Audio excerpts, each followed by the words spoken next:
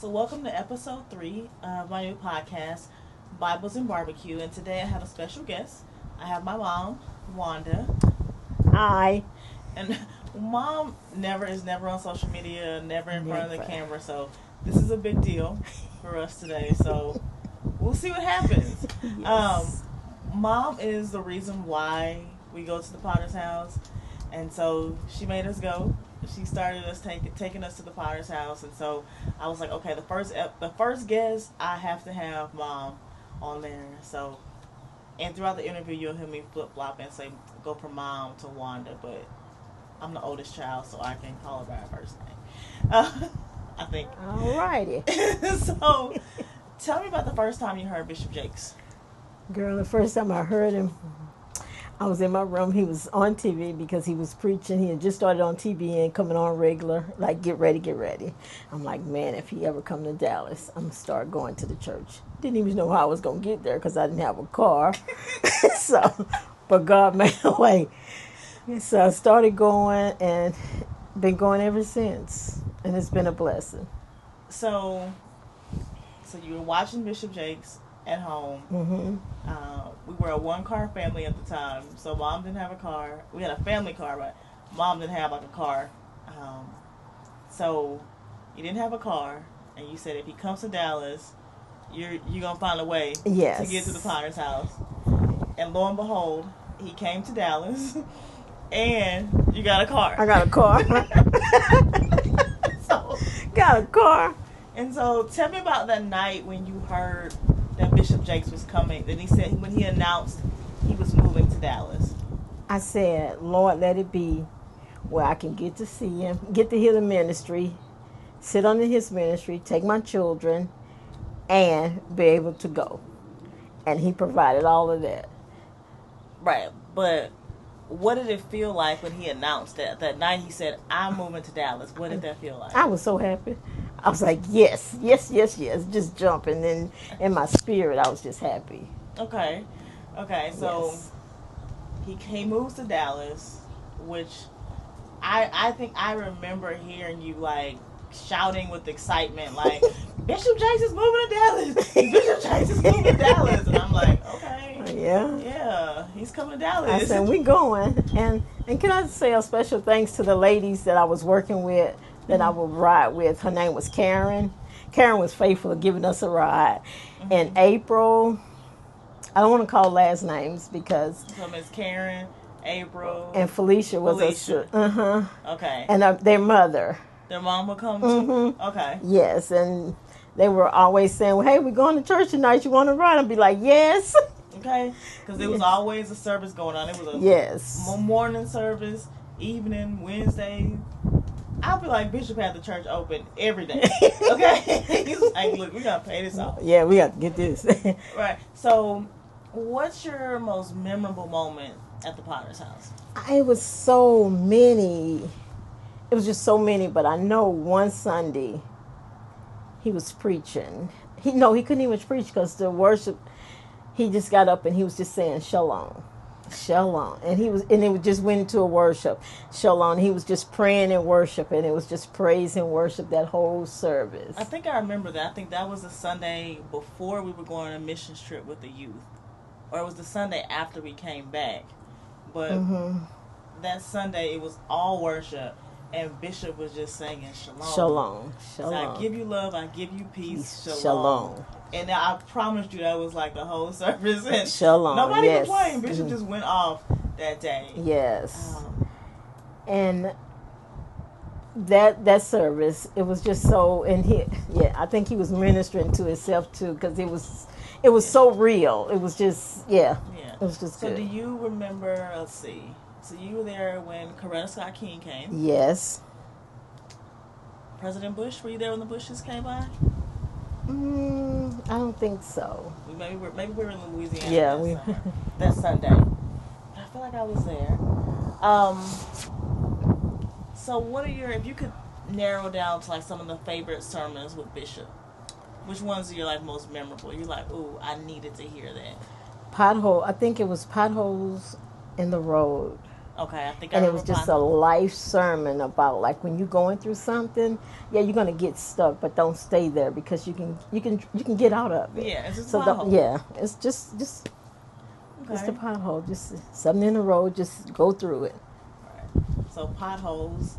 I remember when we went to the Woman Thou Art Loose in Houston, Mm-hmm. and Ross. I feel like everybody was with us that time in Houston, Mm-hmm. and that was the series. Or that I think the last day. That's when Prophetess Bynum popped up. Yes. She was not scheduled to be there, and she shows up and did. Yes. Prophetess Bynum just does what she does, and it was amazing. I was like, oh my god. Oh yes. We've had so many memories. We had so many. Remember the yes. revivals we would have with him and Noah Jones, with Bishop Jones, with tag team. And you remember that revival we went to when the church was open? The new building they're in now? No, we were in the old church. Okay. And they had a Bishop Creflo Dollar was there on a Wednesday night, and there was some other pastors that I can't remember their name, but I know Creflo Dollar was there because he did the first night. And Bishop was saying the witches that came in and put blood on the doors and on the fences. Came and put, like, yes, chicken blood yes. I remember that. Like, girl, your chicken blood does not, Yeah. you can't do anything against the blood of Jesus. Nah. So you just wasted chicken. You could have fried them. But, yeah, you think about that when he's like, oh, the witches came and put blood, or it was always something, like, going on. Always. But I feel like he always stayed steady. I never saw Bishop panic. Like, even if something crazy was going on, he was cool. We didn't know it. If I'm not panicking, y'all don't panic. Mm-hmm. And things like that just stuck with me. Because he always said he was going to protect his flock and he was going to stand. But he said he was going to make sure his family, everybody was okay. But he was going to stay there until the last person leave the building until he was okay. And that was... That was big I for even me. think about when we just paid off both churches so quickly. Yes. And just to see some, like, a church, and I always talk about, like, it being a black church. Like, I think the first was like 3.1 million, the other one was 50 million. Mm-hmm. But the church, we got together and paid it off. And remember, I think it was a New Year's Eve, and they had the actual burning of the deed in the parking lot. And he's like, bring your bills. Like, yeah. Got a whole lot of them. I remember that. Like, it's so many, like, monumental memories of the Potter's House. And even so when I was in the debutante. The debutante and just how program. First Lady would come and how she was just so invested in it. Because, we always talk about Bishop, but you can't have the Potter's House and not have First Lady. Yes.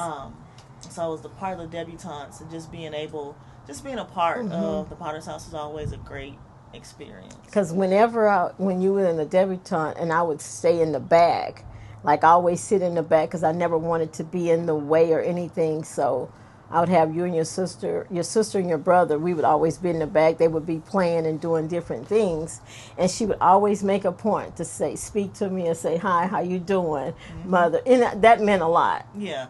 It's like she didn't have to. So just always just nice. And even when we would see Bishop just randomly, he was always real nice, cool, and just happy just to see Potter's House people. Yes. So if you could tell Bishop anything, what would you tell him? If he stopped by for some ribs. Oh, yeah. What would you tell him? I would say thank you, thank you, thank you, thank you for obeying God and listening to His word. Thank you.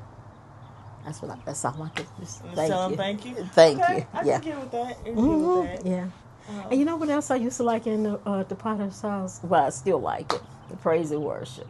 But that praise and worship, we had God. Some, like, great praise and worship leaders. Yes. At the Potter's House, from Pastor Jimmy, Steve, Lady Joy, Brenda Ellis. Oh my God. I could go on and on, but it was like a crazy worship. Like, you didn't have to go anywhere else. No, that was it. We had the best worship in the city, the best sound system. We had the best of everything. The best we had the best of everything. Yeah. God has been good to us, girl. Because I don't even let them go nowhere else now. I'm like, shh.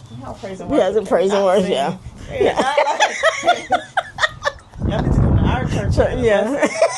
I'm sorry. That's Yeah, horrible. this is what we do. I'm sorry. Yeah, Just being me. this is what we do. But yeah, so it was great. We had great praise and worship, great experiences at the Potter's house. Yes, I think it was good for us to be raised in the Potter's house. I think we always had like a good family, but just had that extra of just being at the Potter's house and the ministry that was going on, because even though like the main church was flowing, that anointing overflowed into the youth building. It like did. Our youth building was crazy. Like, I mean, children were getting delivered in our Firehouse youth ministry, so it wasn't just limited to the main church. The children were. It was a family event. It was Going to the Potter's house, and I think Bishop just really set the tone. He really did. It's like he raised the bar, even for going to visiting another church or just life experiences. Like, he really raised the bar, because not only did he preach, there's movies, music, business, entrepreneurship. Yeah. Like, you can sit in that ministry and get every single thing you need. Everything. It was just like a platter. It's like, you just eat what you want. Just eat what you want. Yes. And when he came, he said, you're going to be on baby food, but you're going to get on the, you're going to get on eating steaks. He said, yeah, we're going to move you off this baby food. Girl, yes. And I think he was so patient when he came to Dallas, because he knew it was people coming from all different backgrounds. Where people were coming from. People were just flocking to church. And Bishop just started teaching the foundations. I think I said on the last episode, go back and find that tabernacle series. Yes. I think it's Lord, Teach Me How to Pray. He has like all these series where he would come in on a Wednesday night. Yes. And just preach, like, yeah. You sometimes you didn't know what to expect. You were at Harvard. Yeah. Yeah, like you were at Harvard, because the way Bishop taught, and it was just amazing over the years. And then you think of like so many ministers that were trained at the Potter's house. It's like that Potter's house DNA is across the United States. Like, a lot of teachers and everything came through there. Yeah, and all the pastors, every pastor got in that pulpit and spoke word and said, this is the church of the world. And they weren't wrong. They wasn't wrong. They were right. Yeah, he Bishop's like, think globally. It's not just local. Think globally. And that's just in everything that you do. It's not just isolated to your street, to your block, but think globally. Yes. Globally with your work, with the gospel, and all things. So, yes. We'll end this one. You want to thank Bishop for coming to Dallas. Yes, thank you, because he came just for us. I say it. I told him, I'm like, everybody else just got the overflow. But, he just came just for us. He served us so well. Right. Like, you can't nobody tell me different. Bishop left West Virginia for us. God sent me my name's like, look, go. Yeah. So, yeah. That was it. So, thank you, Bishop. Please make sure that you like and subscribe to the podcast.